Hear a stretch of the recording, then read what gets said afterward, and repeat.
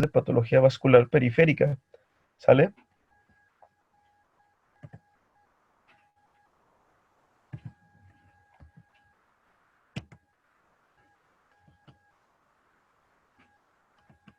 Ah, Los objetivos de la clase son conocer información a manera de visión general de la enfermedad vascular periférica, establecer los principales factores etiopatogénicos y fisiopatológicos de estas enfermedades y hablar sobre métodos diagnósticos usados en el campo de la cirugía vascular.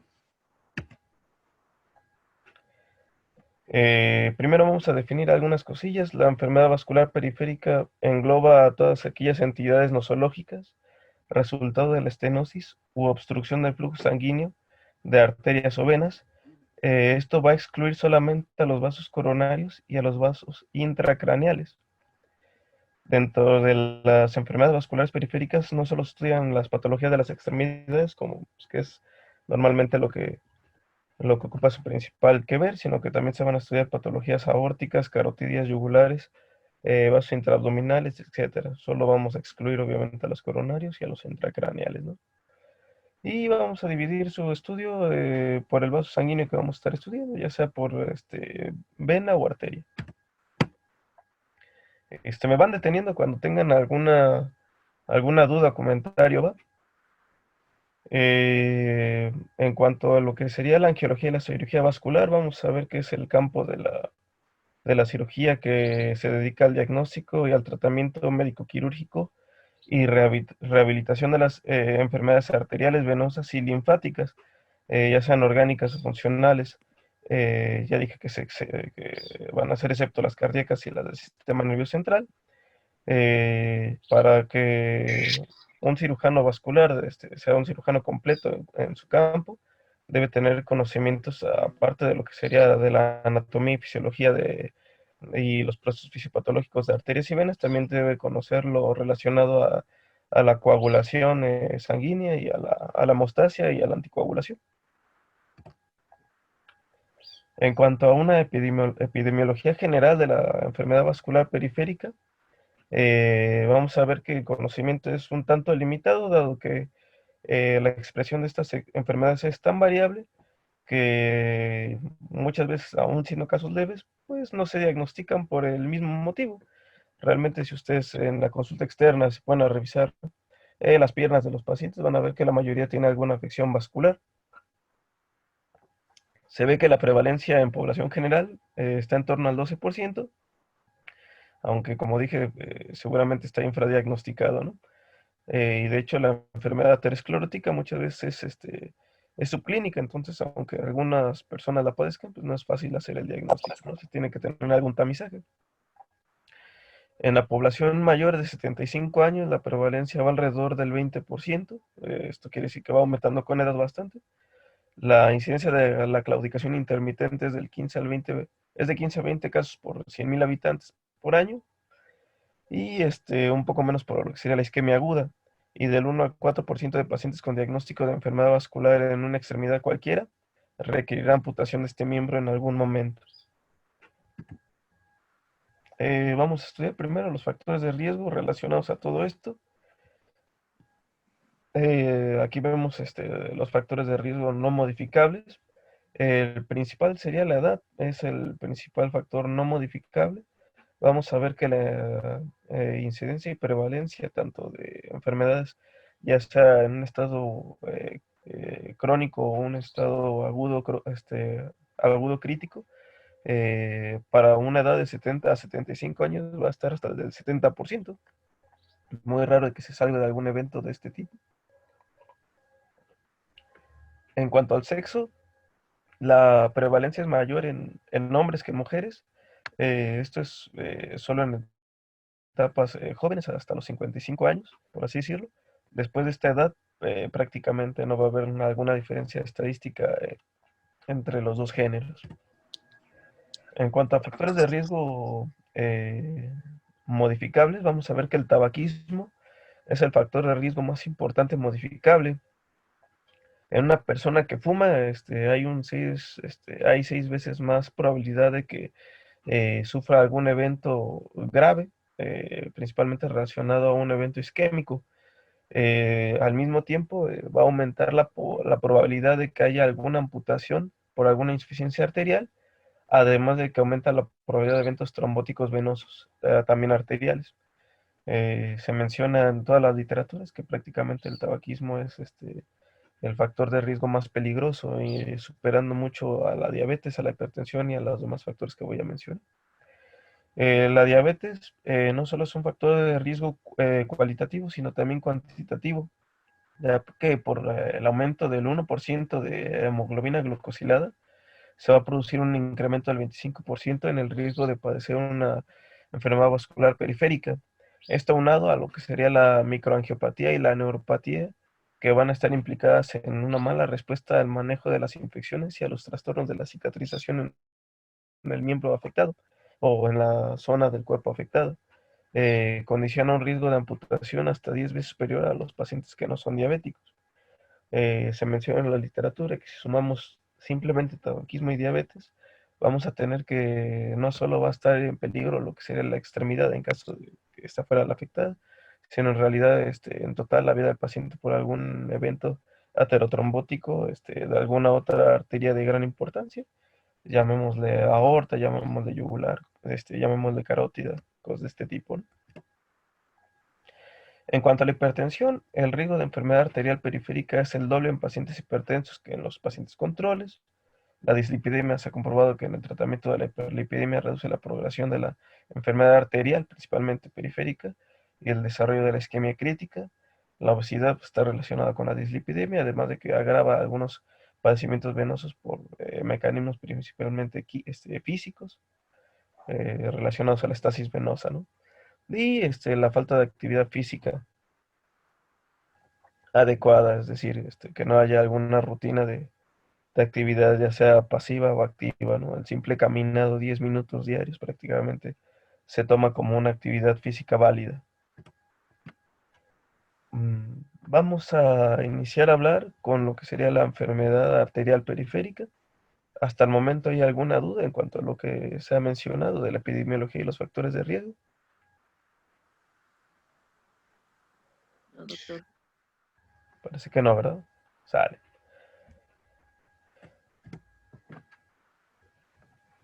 Eh, la insuficiencia arterial periférica va a ser el conjunto de cuadros sindromáticos, ya sea agudos o crónicos, generalmente derivados de la presencia de una enfermedad arterial oclusiva que condiciona un suficiente flujo sanguíneo en la extremidad. En la mayoría de las ocasiones, el proceso patológico subyacente es la arteriosclerosis y afecta preferentemente a la vascularización de las extremidades inferiores, aunque está principalmente presente en lo que serían las extremidades inferiores. Cualquier arteria de la economía puede sufrir algún proceso aterosclerótico, ¿no? Ya sea arterias de grande, mediano o bajo calibre, ¿no? Desde el punto de vista fisiopatológico, la isquemia de los miembros inferiores puede clasificarse en funcional y crítica. La isquemia funcional va a ocurrir cuando el flujo sanguíneo es normal en reposo, pero es insuficiente durante la actividad física, y esta isquemia funcional se va a manifestar como claudicación intermitente. Por su contraparte, la isquemia crítica se produce cuando la reducción del flujo sanguíneo ocurre de una forma abrupta, aguda. El déficit de perfusión en reposo prácticamente va a ser insuficiente y se va a definir por la presencia de un dolor en reposo en el lugar afectado, principalmente en la extremidad inferior, o por lesiones tróficas en la extremidad. Vamos a ver que por la ausencia de flujo sanguíneo va a haber una atrofia de lo que sería piel anexos y cada vez de tejidos más profundos, ¿no? Hipotrofia muscular, ligamentosa, etcétera, ¿no? El grado de afectación clínica va a depender de dos factores: de la evolución cronológica del proceso, lo que ya dije, que se instale de forma aguda crónica, y de la extensión de la enfermedad, si va a afectar a uno o varios sectores, ya sea de la misma zona o región anatómica, o que no sean contiguas en el cuerpo, ¿no? En cuanto a lo que sería la evolución cronológica, vamos a tener dos formas de evolución cronológica. En la primera vamos a tener la presencia de estenosis arterial que progresa hasta provocar una oclusión arterial completa. La oclusión puede ocurrir de forma instalada crónica o de forma aguda abrupta. Si es de forma crónica, se va a traducir en el desarrollo de vasos colaterales. Esto quiere decir que no va a haber un déficit agudo de perfusión. No va a haber como tal un desajuste entre necesidad de aporte de forma aguda y el cuadro de isquemia aguda solo se va a originar cuando hay un proceso embólico. En cuanto al proceso trombótico es el que se va a generar de forma crónica y el proceso embólico va a ser el que se va a ocluir de forma aguda.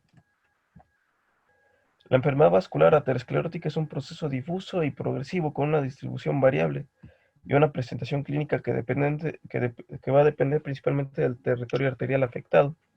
La etiología es desconocida, por así decirlo, en la literatura. Sin embargo, pues desde hace ya muchos años, la teoría inflamatoria como respuesta al depósito de lípidos de la pared arterial que ha sido dañada es la teoría más aceptada de lo que sería la fisiopatología aterosclerótica. Vemos esta imagen, ya seguramente la conocemos desde el pregrado cuando estábamos viendo esta parte de la aterosclerosis, principalmente en la enfermedad coronaria. Sin embargo, esto aplica prácticamente a cualquier arteria del cuerpo. Vamos a tener que va a surgir un daño endotelial en el cual va a permitir lo que sería la difusión de lipoproteína de baja densidad a lo que sería el espacio subendotelial. Esta lipoproteína no unida a ninguna proteína va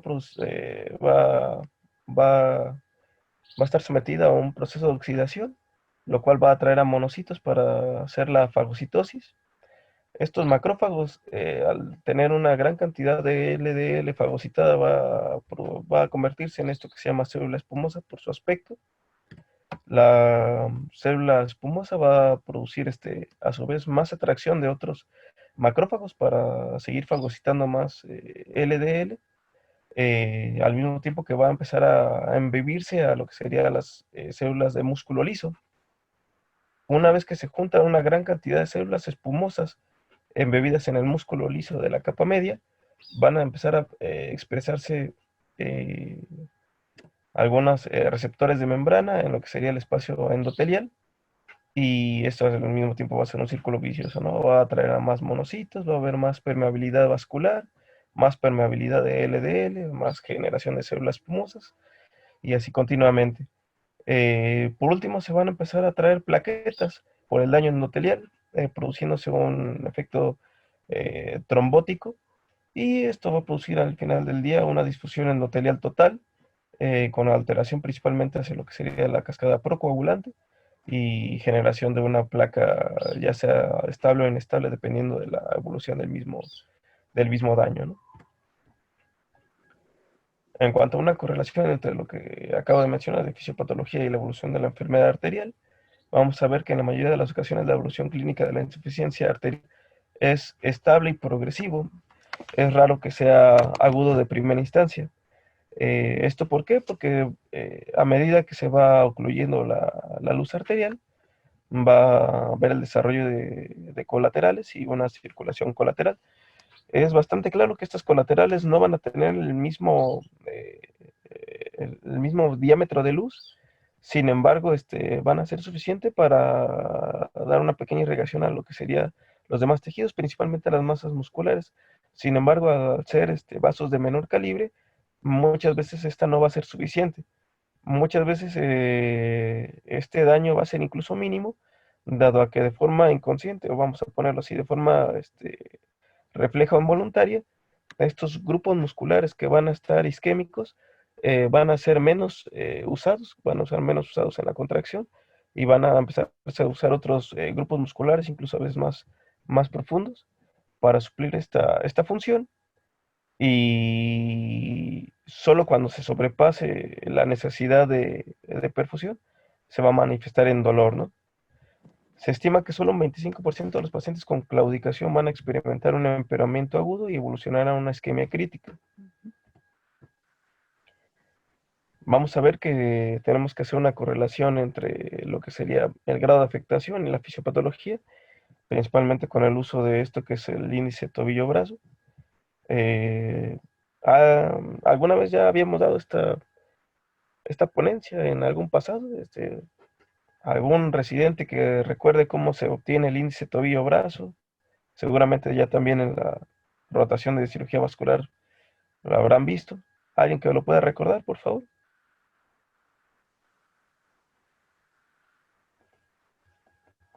Ahí está la imagen, por si quieren. Pues primero le tomas, o sea, con el baumanómetro, tomas la presión tanto del tobillo como del brazo y divides esa cifra del tobillo entre la del brazo.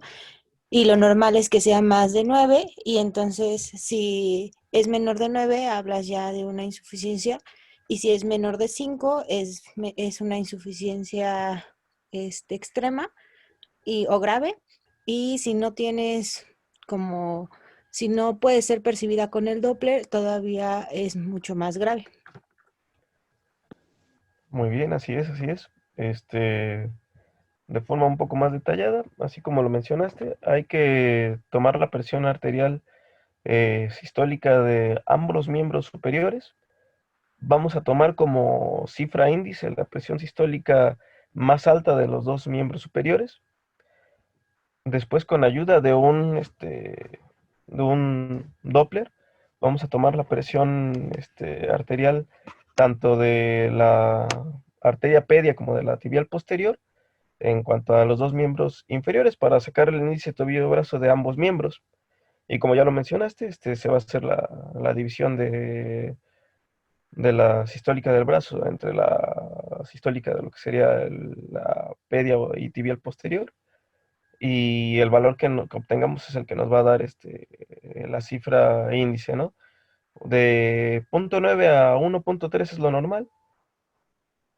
Ojo, ¿qué puede indicar que sea mayor a 1.3? Alguien que imagine por qué puede salir muy elevado este índice tobillo-brazo.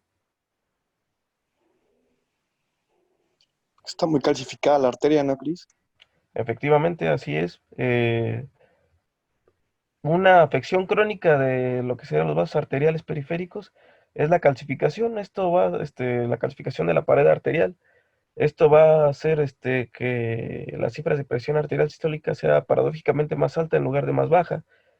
Por lo tanto, el índice tobillo-brazo va a salir alto en lugar de bajo.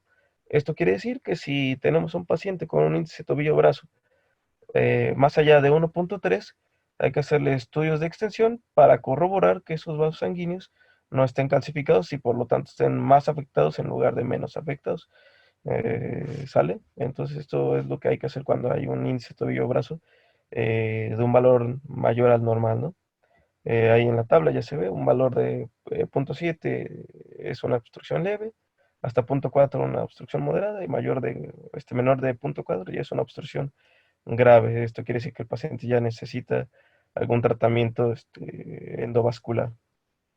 En la imagen de la radiografía donde se pueden ver los vasos calcificados, ¿no? En cuanto al diagnóstico clínico, la sintomatología de los pacientes con insuficiencia arterial provocada por una arteriopatía crónica se va a estratificar según la clasificación de Leriche-Fontaine, creo que así se pronuncia. Algún R1 que mencione la tabla nada más para hacerlos participar un poquito.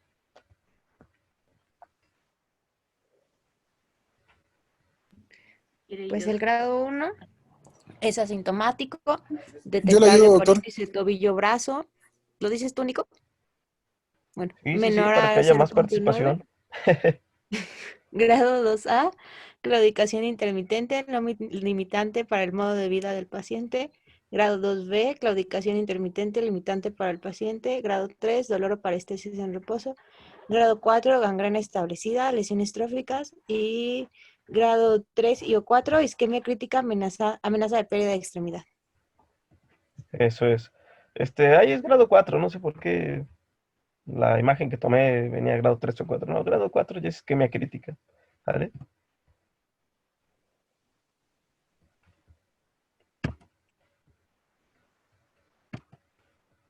Ah, caray, no cambia mi diapositiva. Ujú.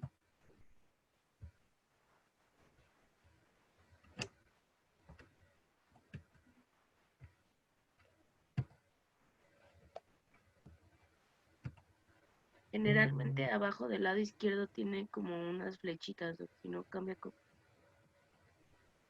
ver, listo. En cuanto al diagnóstico clínico, para el rubro de la exploración física, tenemos que tener en cuenta lo siguiente.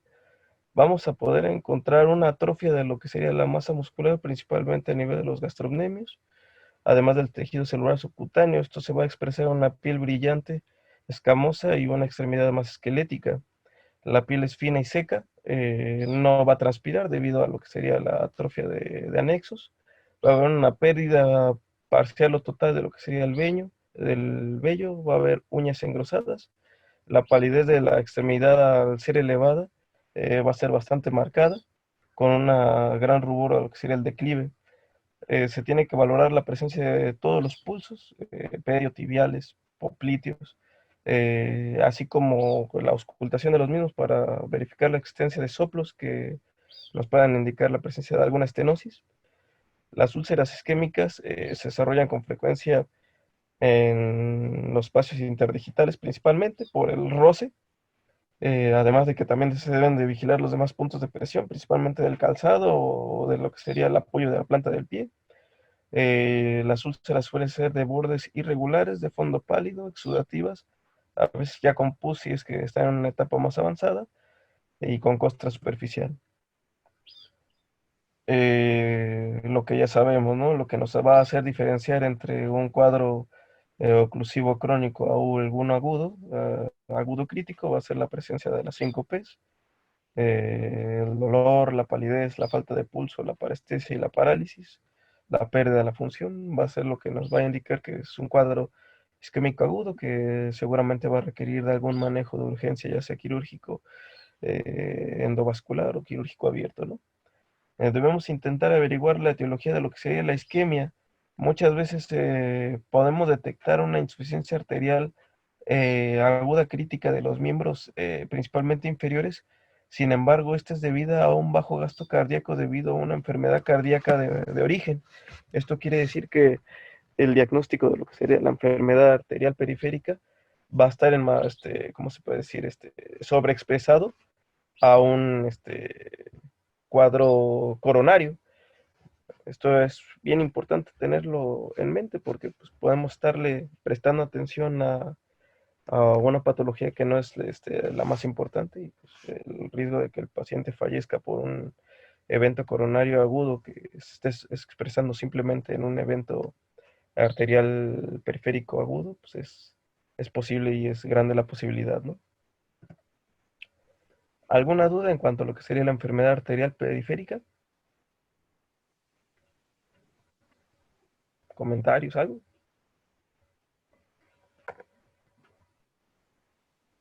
Bueno, entonces vamos a ver enfermedad venosa periférica, ¿sale? En cuanto a lo que sería la fisiopatología de la insuficiencia venosa periférica, va a consistir en un desequilibrio entre los factores que mantienen el retorno venoso. Vamos a ver que el retorno venoso va a estar influenciado por factores centrífugos. Esto quiere decir dispersión de la sangre del centro a la periferia y de los factores centrípetos, impulsan la sangre de forma inversa, ¿no?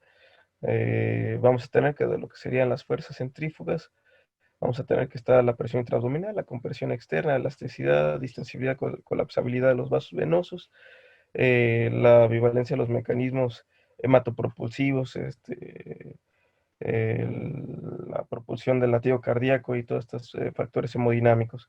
En cuanto a las fuerzas centrípetas, vamos a tener que las principales son la correcta función cardiopulmonar. Cada vez que hay una inspiración, hay una fuerza de retorno venoso por la presión negativa intratorácica, fuerzas acelerativas. Esto quiere decir la integridad del sistema musculoesquelético, actividad física, por lo tanto. La función valvular, no saben esto de la función valvular, si colocarlo en las fuerzas centrífugas o centrípetas, realmente la funcionalidad del sistema valvular de las venas prácticamente va a ser eh, principal en todo proceso fisiopatológico de la enfermedad venosa periférica.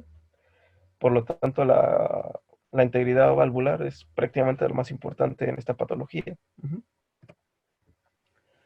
Las venas, el sistema venoso va a dividirse, como ya lo sabemos, en un sistema venoso superficial y un sistema venoso profundo a nivel de lo que sean las extremidades. Las venas superficiales solo drenan del 10 al 15% del caudal sanguíneo procedente de los tejidos supraponeuróticos, mientras que el sistema venoso profundo, principalmente de los miembros inferiores, está principalmente embebido en lo que sería la musculatura profunda debajo de la poneurosis. Sigue exactamente el mismo trayecto de lo que serían las arterias profundas y este va a drenar del 80 al 85% de la sangre venosa. La insuficiencia venosa periférica se va a clasificar en dos tipos, en una primaria o esencial y una secundaria o posterior a un evento de trombosis venosa profunda. La causa principal de la insuficiencia venosa crónica es la estasis venosa, debido al daño valvular por factores que dificulten el correcto retorno venoso. La destrucción de las válvulas produce la incompetencia de las venas, tanto profundas, después perforantes y al final venas superficiales. Va a provocar asimismo un flujo sanguíneo al principio normal en lo que serían las venas superficiales, pero que sin embargo, al haber una mayor sobrecarga de lo que sería su caudal, pues van a empezar a tener también fallo de lo mismo. Recordemos que si estamos drenando del 80 al 85% en el sistema venoso profundo y a medida que empieza a tener daño, pues es demasiado afluente como para que el sistema venoso superficial pueda con el mismo, ¿no? Esto va a resultar entonces en la hipertensión venosa superficial a nivel distal y al final del día va a provocar también estasis venosa en todo el sistema, tanto profundo como superficial. A manera de esquema, en lo que sería la fisiopatología, vamos a tener que la incompetencia valvular e hipertensión venosa va a producir una respuesta inflamatoria debido a que a la estasis de la sangre va a haber una trombosis dentro de la luz del vaso venoso. Esta trombosis va a producir a la oxidación de toda la masa de sangre trombosada, va a producir radicales libres, atracción de células de la defensa y producción de citocinas proinflamatorias y liberación de enzimas proteolíticas. Esto solo va a culminar en lo que sería la fibrosis del vaso venoso. Para que esto suceda, realmente necesita pasar muchísimo tiempo. Vamos a ver en la diapositiva siguiente, me parece, lo que serían las etapas clínicas de lo que sería la insuficiencia vascular.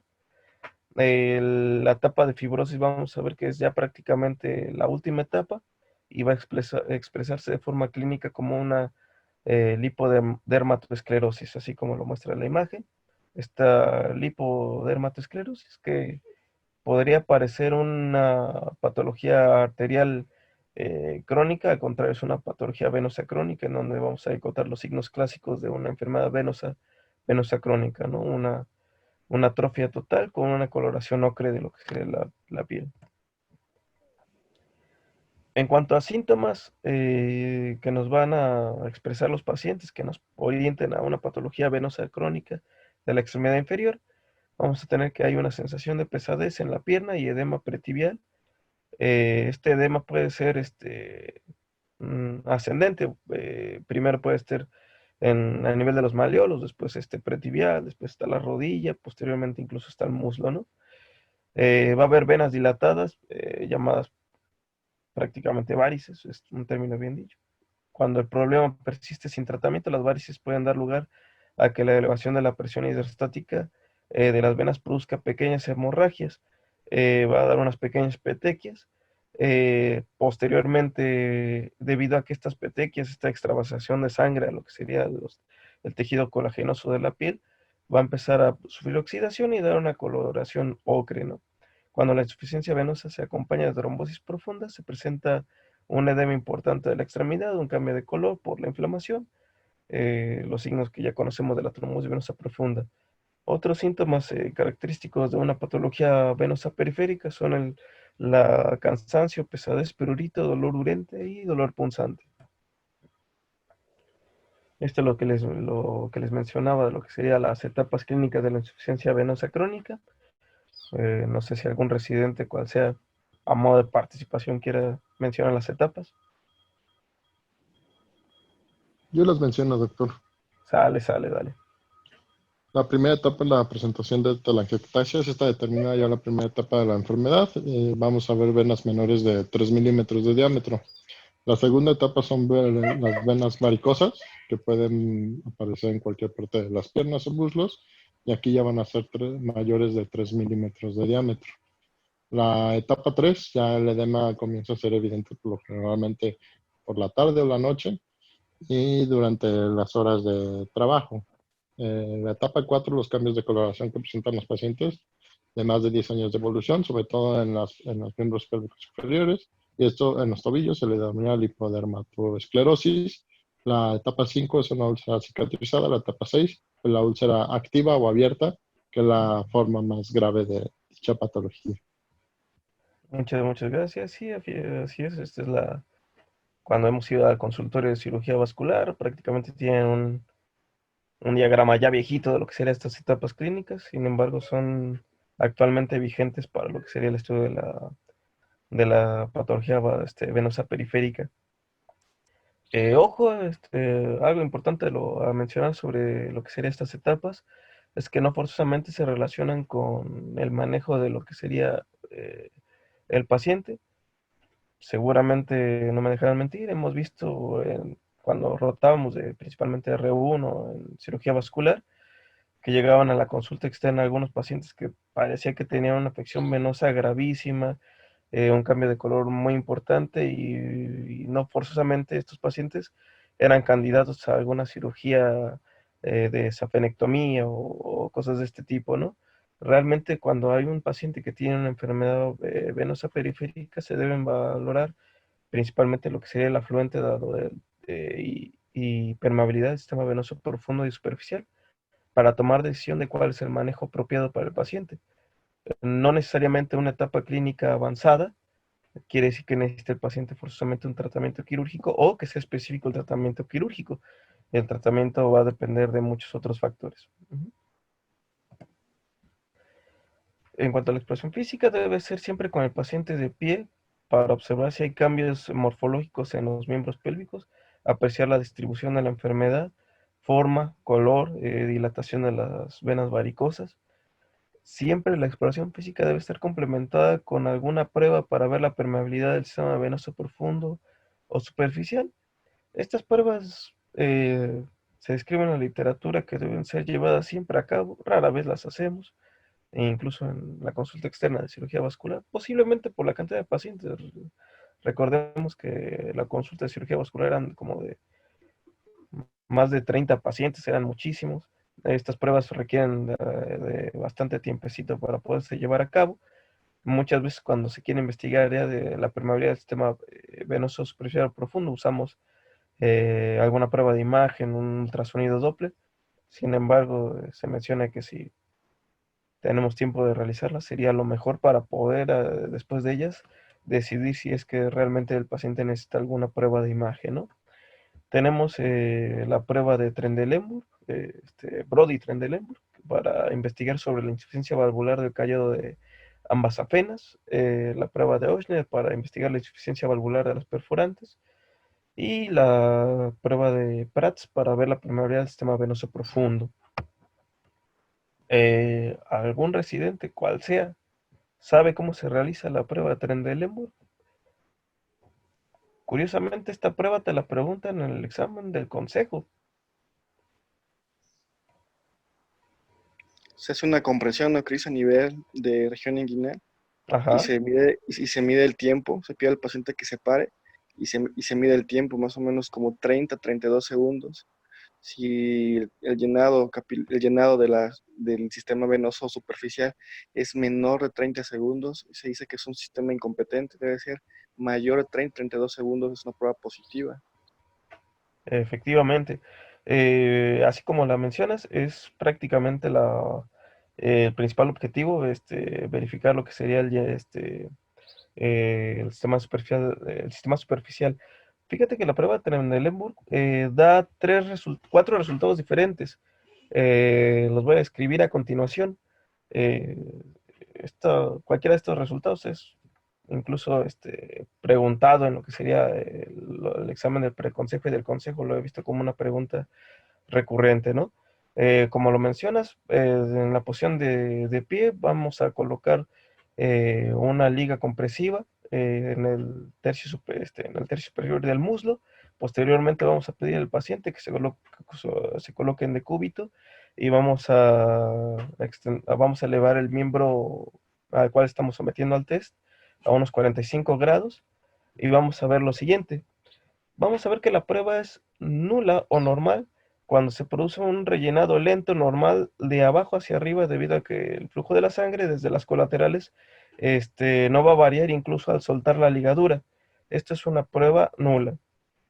La prueba es positiva cuando las venas patológicas permanecen vacías o se rellenan muy lentamente de abajo hacia arriba por el flujo desde las colaterales. Esto quiere decir que se tienen que usar colaterales en vez del flujo normal. Una vez que se suelta la ligadura después de los 30 segundos que tú habías mencionado, se rellenan de manera súbita, pero de forma inversa, de arriba hacia abajo, lo cual indica que hay una insuficiencia exclusiva del callado safeno interno, sin insuficiencia de lo que serían las comunicantes. La prueba es doble positiva si se observa un llenado rápido de abajo hacia arriba antes de soltar la ligadura. ¿Esto qué nos va a indicar? Pues, por simple lógica, que hay una insuficiencia de lo que serían las comunicantes. Al soltar la ligadura aumenta de forma repentina el llenado, pero de arriba abajo, lo cual también señala una insuficiencia de callado safeno interno. Esto quiere decir que hay una incompetencia tanto del sistema perforante como del sistema profundo, ¿no? Por eso es doble positiva y es una prueba negativa cuando se observa un llenado rápido antes de soltar la ligadura.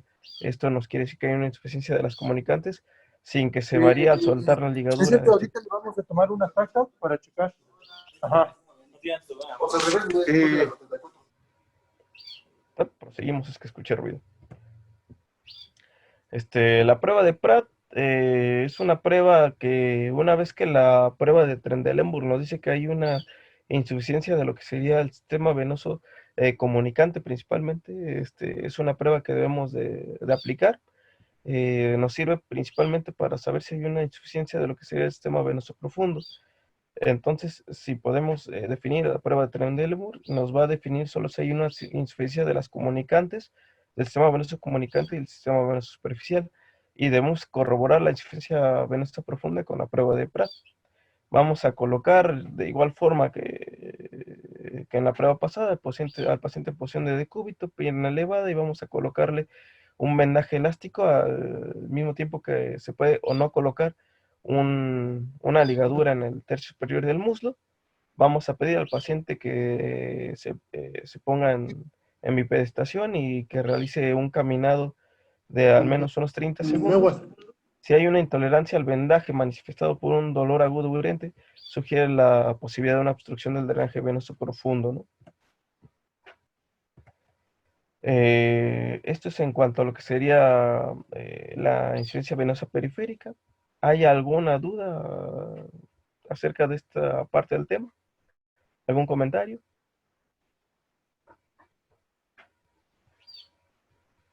Parece que no. Bueno, vamos a la última parte de lo que sería la ponencia. Voy a hablar sobre los principales métodos diagnósticos de gabinete usados para el diagnóstico de enfermedades de cirugía vascular, ¿sale? El primer estudio que vamos a ver es la flebografía. El estudio de flebografía o venografía consiste en la introducción de un catéter dentro de una vena para estudiar la circulación en el territorio que va a estar drenando, por así decirlo. Principalmente se va a usar la flebografía en lo que serían las extremidades, ya sea superiores e inferiores. Eh, Se menciona que actualmente, gracias al desarrollo de lo que sería el ultrasonido Doppler, su uso cada vez es más limitado, dado que el estudio de flebografía es un estudio invasivo.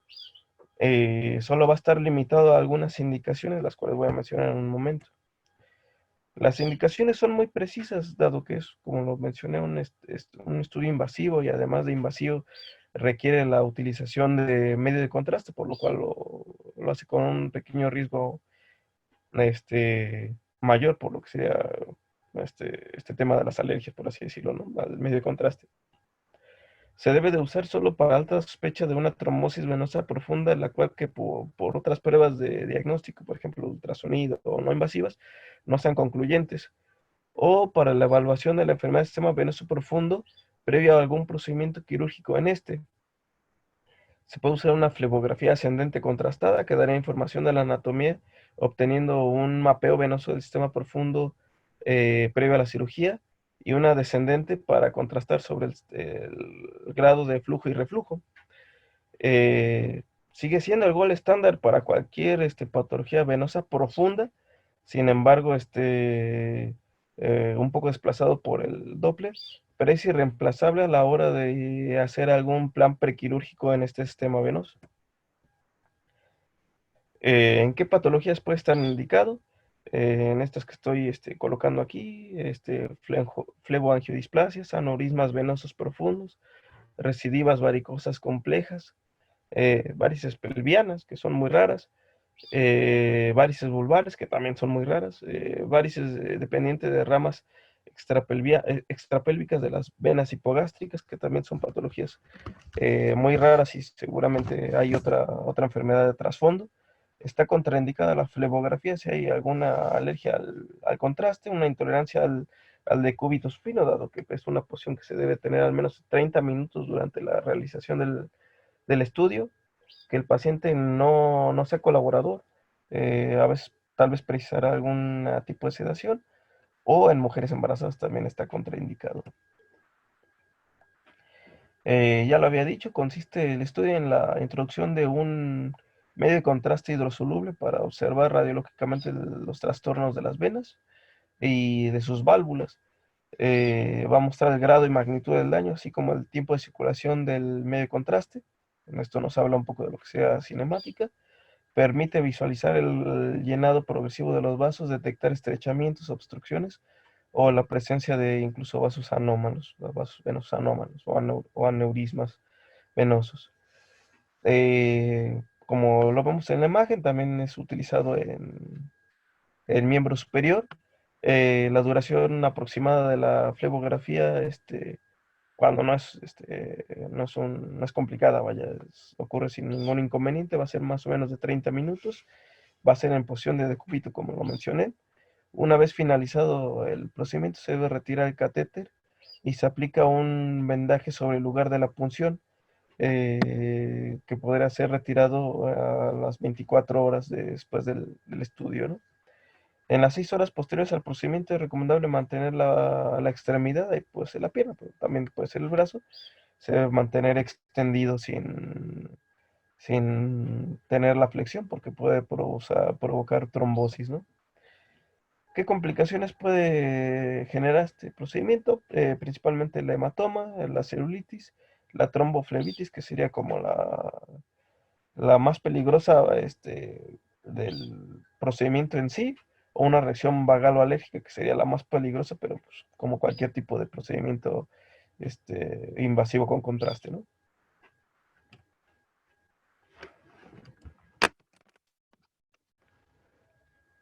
En cuanto al ultrasonido Doppler, vamos a ver que es el estudio de diagnóstico no invasivo más utilizado.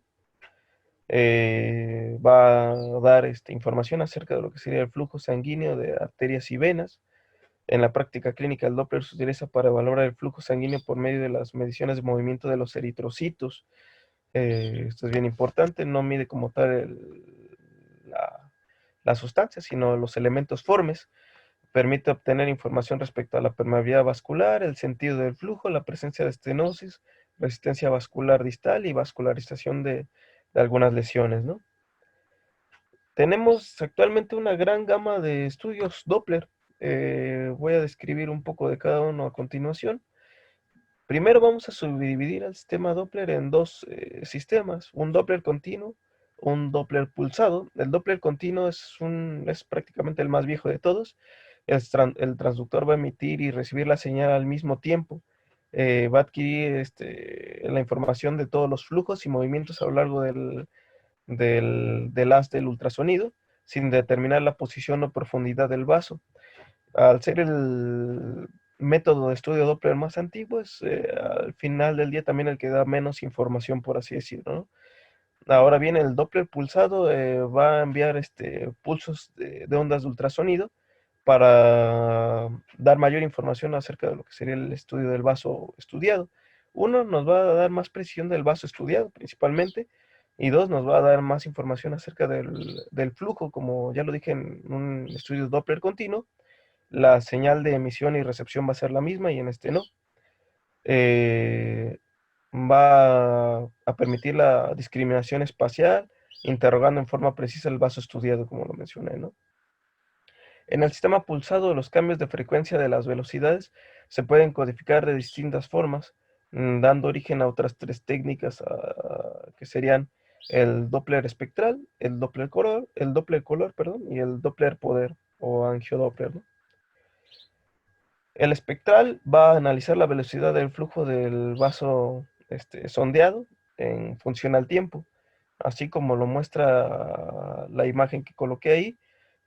Así se va a ver, no se van a ver cambios de color como normalmente estamos acostumbrados a ver que se realizan los Doppler. Nos van a dar estas curvas de velocidad-tiempo. Estas curvas nos van a informar acerca de lo que sería incluso el flujo. En la imagen de abajo, si vemos, la, la onda nunca sobrepasa lo que sería el eje de las X. Si llega a sobrepasar ese eje, quiere decir que hay un reflujo, por así decirlo, ¿no? Eh, el Doppler color va a codificar el cambio de frecuencia en escalas de rojo a azul, según la dirección del flujo, ¿no? Por consenso, el flujo es rojo si se acerca al transductor y azul si se aleja. El color es de mayor o menor intensidad según la velocidad del flujo, sea mayor o menor, obviamente, ¿no? Esto quiere decir que se va a ver más intenso si es que es mayor el flujo, o menos intenso si es menor. Alguna vez si hemos visto cómo se realiza alguno de estos estudios o las imágenes de estos mismos, podemos ver que luego se enciende demasiado lo que sería el color de la imagen. A veces se ve en lugar de rojo un tono amarillo, que quiere decir un color más intenso, lo que nos quiere decir que hay un mayor flujo, ¿no? Nos va a proporcionar una idea global sobre la presencia y dirección del flujo. Por último tenemos el angiodoppler o el Doppler poder. Va a representar lo que sería la potencia o la intensidad respecto al flujo. Analiza el cambio de la amplitud y lo codifica en una escala de color única. Esta va a ser una escala prácticamente de color cálido, de rojo-amarillo, por así decirlo, ¿no? Cuanto mayor sea el número de glóbulos rojos moviéndose, mayor va a ser la información. No proporciona información sobre la velocidad del flujo en sí, únicamente señala la presencia de flujo en la estructura, siendo más sensible para detectar flujos lentos que incluso que el Doppler color, ¿no?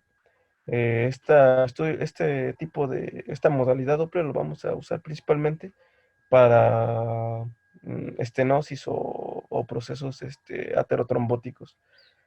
Tampoco va a aportar información sobre la dirección del flujo como el espectral. El espectral es el que nos va a dar esta información principalmente por medio de esa escala que ya mencioné, que si sobrepasa el eje de las X, esto quiere decir que hay un reflujo, ¿no? En cuanto a las aplicaciones clínicas del Doppler, pues son muy amplias, aquí solo puse unas cuantas. Vamos a ver la permeabilidad del vaso, la presencia de la vascularidad, presencia de lesiones o vascularidad en lesiones, ejemplo, tumores, por así decirlo, ¿no? Neoformaciones. El sentido del flujo de la sangre, la presencia de estenosis o eventos aterotrombóticos, e información de lo que ocurre en la vasculatura distal a lugares examinados. Las indicaciones, prácticamente está indicado en cualquier patología vascular periférica. Aquí solo puse lo más relevante, prácticamente como es un estudio no invasivo, puede utilizarse en cualquier momento que el paciente lo requiera. Muchas veces sustituye estudios intervencionistas cuando el paciente está hemodinámicamente inestable o hay dificultades técnicas para trasladar al paciente a una sala de rayos X propiamente. Muchas de estas modalidades Doppler pueden ser ambulatorias, por así decirlo, ¿no? Las indicaciones, pues por ejemplo, en aterosclerosis de las extremidades, trombosis venosas profundas, tromboflebitis, vigilar la reconstrucción de las arterias o injertos de derivación realizadas en oclusiones arteriales agudas o crónicas, en enfermedad arterial periférica o cualquiera que ésta sea, aneurismas, estenosis arterial, malformaciones vasculares congénitas, eh, hemangiomas, qué sé yo, y determinar si el paciente es un buen candidato para algún procedimiento como en alguna angiodisplasia, ¿no? ¿Cuáles son las desventajas? Como cualquier estudio de ultrasonido es operador dependiente y hay factores del paciente que limitan un poco el procedimiento, principalmente pacientes obesos.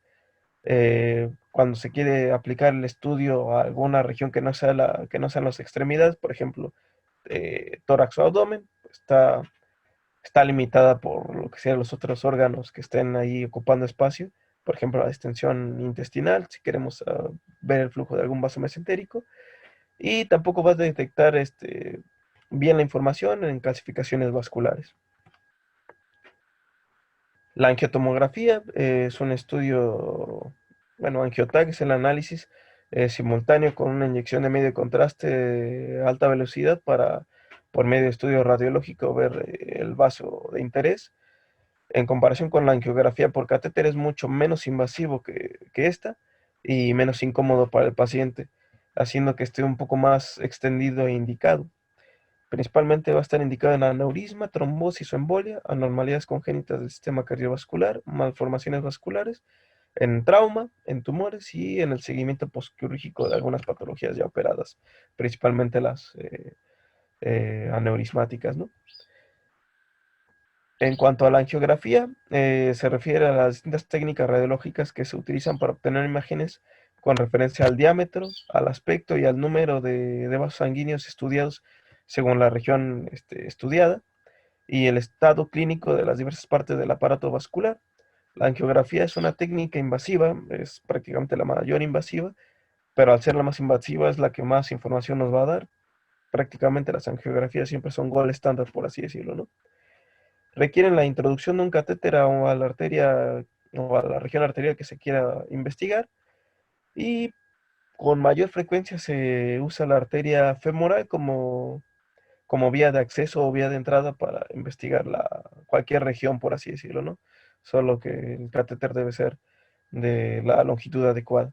Evalúa la morfología del árbol arterial, así como sus distintos accidentes, ya sea embolias, trombosis, aneurismas, estenosis, etcétera, ¿no?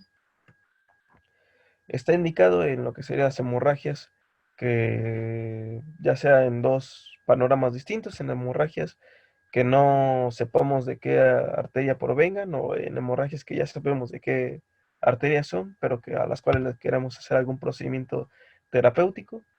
Está indicada en las disecciones vasculares complejas para saber cuál es el grado de afección y saber si se puede dar algún tratamiento endovascular o requiere algún tratamiento de cirugía abierta para reconstrucción, ya sea con algún material sintético o algún reemplazo con alguna otra estructura vascular, por ejemplo la safena.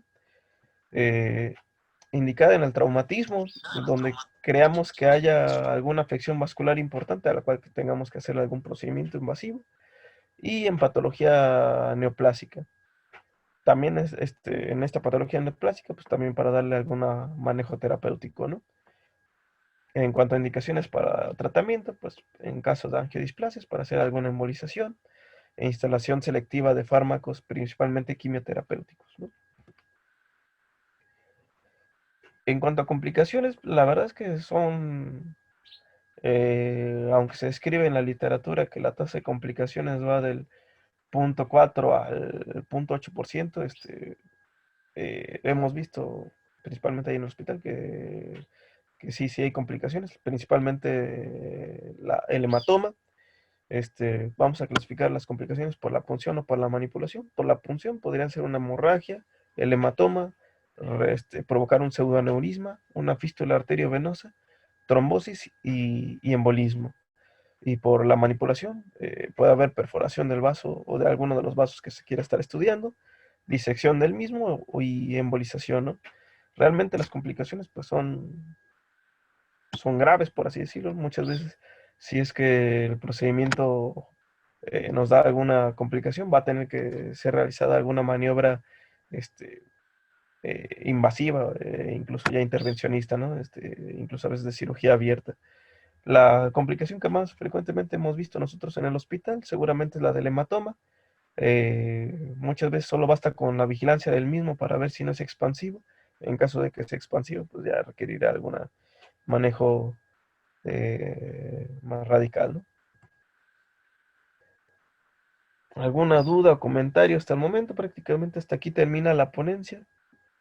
Solo era sobre generalidades, tanto de fisiopatología como de los estudios diagnósticos. ¿Algún comentario o duda? Estuvo fabulosa. Hola, doctor Chris. Quizá nada más, con respecto a los tratamientos quirúrgicos, cuando se identifica, por ejemplo, una insuficiencia arterial aguda, muchas veces va a requerir algún tipo de manejo, ya sea por intervencionismo o por cirugía, como usted lo dijo. Y para la enfermedad venosa, muchas veces, pues las varices en las extremidades no significan cirugía. Ahí con los doctores de vascular, pues son muy selectos con los pacientes que se meten, porque muchas veces la cirugía, pues incluso lo puede llegar a complicar más al paciente. Nada más eso. Muchas gracias, Levi, totalmente de acuerdo. En cuanto al tratamiento, como estas patologías se ven muy específicas cada una, por ejemplo, aneurismas, cosas así, ya en esas partes se va a mencionar lo que sería el tratamiento específico quirúrgico o técnicas quirúrgicas, por así decirlo. Este, y lo que habías dicho acerca de lo que sería la patología venosa y arterial, efectivamente, normalmente la patología arterial, cuando es crónica, pues obviamente con el control de lo que sería la placa ateromatosa por medio de estatinas o cosas así, pues prácticamente son los manejos más comunes. Sin embargo, como lo mencioné, más del 40% van a requerir algún manejo de intervencionismo si es que no modifica alguno de los factores de riesgo. Y por lo regular, pues la insuficiencia arterial aguda, pues es quirúrgico o endovascular ya por excelencia, ¿no? Y en la patología venosa, como lo dije, es muy raro que los doctores programen algunas safenectomías si es que no lo ven forzosamente necesario. Eh, Siempre se tiene que investigar si es que hay buena permeabilidad del sistema venoso profundo. Si no hay buena permeabilidad del sistema venoso profundo, pues prácticamente ya está contraindicada la cirugía de safenectomía, ¿no?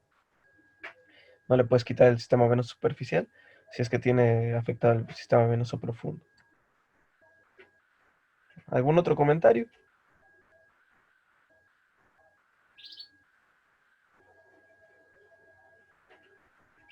Bueno, si no es así, pasamos a las conclusiones. Es indispensable para el especialista en cirugía general conocer los aspectos más generales del campo de la angiología y la cirugía vascular para llevar a cabo un diagnóstico oportuno. Y si bien no podemos tal vez a veces nosotros llevar a cabo el manejo, pues sí referirlo si es necesario, ¿no?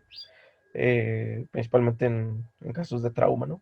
La enfermedad vascular periférica no es ajena a algunas patologías de carácter quirúrgico. Es importante conocer la fisiopatogenia de las enfermedades vasculares, pues de ello depende el estado de los tejidos que vamos a intervenir quirúrgicamente. Y es importante conocer la forma de realización de los distintos estudios de gabinete usados en el campo de la cirugía vascular, así como su indicación, ventajas y desventajas. Bueno, esto sería todo de mi parte y gracias por su atención. Bonito fin de semana. Bonito fin de semana. Sale, Castañón, igualmente. Gracias.